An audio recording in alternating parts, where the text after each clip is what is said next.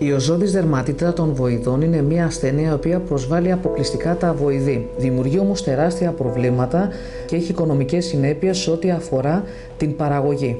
Το πρώτο σύμπτωμα το οποίο θα καταλάβει ο κτηνοτρόφος αν εισέλθει αυτή η ασθένεια μέσα στην εκτροφή είναι το ζώο εμφανίζει πυρετό, αδιαθεσία και κατόπιν γεμίζει σε όλο το σώμα με οζίδια τα οποία είναι σε μέγεθος καρυδιού. Κατόπιν τα οζίδια αυτά γίνονται έλκη τραύματα.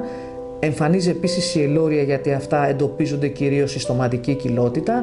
Έχει ειρηνικό έκρημα, οφθαλμικό έκρημα το ζώο, πέφτει η γαλακτοπαραγωγή και στο τέλος το ζώο πεθαίνει.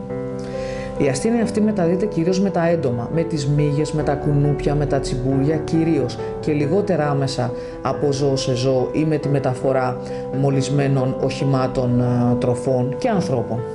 Η ασθένεια αυτή ήρθε από τη γειτονική Τουρκία γιατί δυστυχώς και εκεί όσο και στη χώρα μας δεν ελήφθησαν τα κατάλληλα μέτρα βιοασφάλειας. Τα μέτρα πρόληψης συνίσταται στη χρήση έντομα-αποθητικών σε επίπεδο εκτροφής και πάνω στα ζώα. Ο πιο αποτελεσματικός τρόπος για να σταματήσουμε την επέκταση της νόσου από τη στιγμή που εμφανιστεί σε μια εστία είναι ο εμβολιασμός.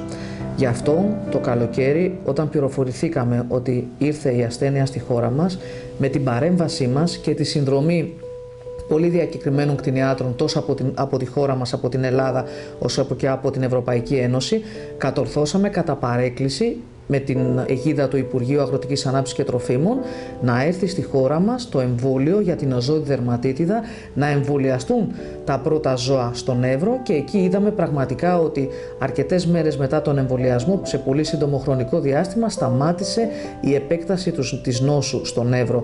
Δυστυχώς όμως η νόσος είχε ήδη κατέβει και αυτή τη στιγμή έχουμε τα πρώτα κρούσματα και έχουμε 2 εστίες στην Κεντρική Μακεδονία, στη Χαλκιδική και από ό,τι πληροφορηθήκαμε και στο νησί στη Λίμνο. Συνοψίζοντας, θα ήθελα να ενημερώσω τους καταναλωτές ότι η ασθένεια αυτή προσβάλλει αποκλειστικά τα βοηδή. Δεν μεταδίδεται στον άνθρωπο, ούτε όταν ο άνθρωπος έρχεται σε επαφή με ένα άρρωστο ζώο, σε άμεση επαφή, ούτε όταν καταναλώνει κρέας, κρεατοσκευάσματα, γάλα και γαλακτοκομικά προϊόντα. Ελπίζουμε για να σταματήσει η επέκταση της ασθένειας σε όλη την Ελλάδα να έρθουν πολύ σύντομα τα εμβόλια στην Κεντρική Μακεδονία, δεδομένου ότι το 50% του πληθυσμού των βοηδών της χώρας μας βρίσκεται στην Κεντρική Μακεδονία.